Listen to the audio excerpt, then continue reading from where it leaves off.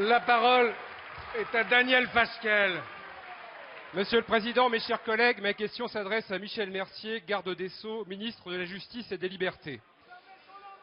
Dans son livre Rose Mafia, Gérard d'Allongeville, ancien maire et notable socialiste du bassin minier du Pas-de-Calais, dénonce, je le cite, un système de corruption, d'argent sale et de pots de vin organisé par les élus socialistes sur le dos d'une population qui souffre. Les habitants du Pas-de-Calais ont par exemple découvert avec stupéfaction que des repas à 1600 € dans des restaurants de luxe étaient payés par les bailleurs sociaux à des élus socialistes. Un montant franchement indécent qui représente 3 fois la pension mensuelle d'une veuve de mineur. Ces révélations, de même que la demande de levée d'immunité parlementaire pour 2 sénateurs socialistes, sans compter les affaires Sylvie Andrieux et Tristan Banon, touchent François Hollande, ses proches et des faits qui se sont déroulés quand il était premier secrétaire du Parti socialiste. Dès lors, comment ne pas être sidéré, franchement sidéré par ces déclarations samedi dernier à Dijon? Comment François Hollande peut-il décemment promettre une République irréprochable alors qu'il n'a rien fait pour dénoncer et lutter contre des pratiques qu'il ne pouvait ignorer, comme l'affirme Gérard d'Allongeville dans Rose Mafia?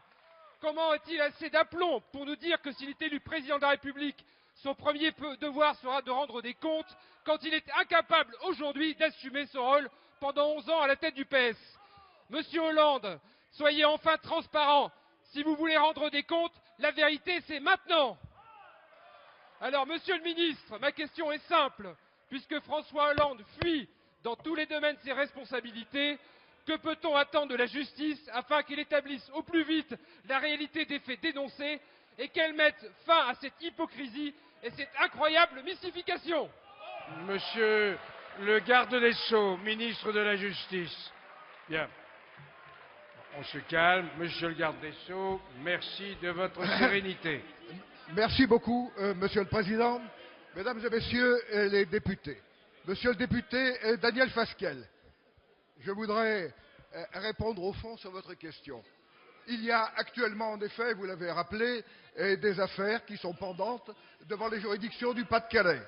La juridiction de Béthune, magistrat du siège et magistrat du parquet, instruit plusieurs affaires, de même que la juridiction interrégionale spécialisée de Lille. Il appartient aux magistrats de faire leur travail dans le calme et la sérénité. De la même façon, il appartient au bureau du Sénat de prendre sa décision dès lors que je l'ai saisie. Mais vous me demandez quand il le voudra, parce que c'est une assemblée qui a aussi sa plénitude de pouvoir. Mais M. Nicolin, Monsieur le Président du Sénat, a annoncé que le bureau se prononcerait le 15 mars. Je voudrais profiter de la question que M. Fasquelle vient de poser pour rendre hommage à tous les magistrats de France qui font leur travail dans le calme, la sérénité et avec beaucoup de difficultés. Et je voudrais dire pourquoi est-ce que la justice peut faire aujourd'hui son travail dans le respect de son indépendance fonctionnelle. Pour 3 raisons. Parce que le gouvernement que préside François Fillon, sous l'autorité du président de la République, a pendant 5 ans, chaque année, augmenté les moyens de la justice. Parce que les nominations, et notamment les nominations des procureurs généraux, se sont toujours faites avec l'avis conforme du Conseil supérieur de la magistrature. Parce que aucun magistrat dans ce pays n'a reçu la moindre instruction, ni du Premier ministre, ni du garde des Sceaux. C'est cela, la République irréprochable, c'est celle que nous avons construite pendant le mandat qui s'achève, et dont vous pourrez être fiers de porter ce résultat devant les Françaises et les Français.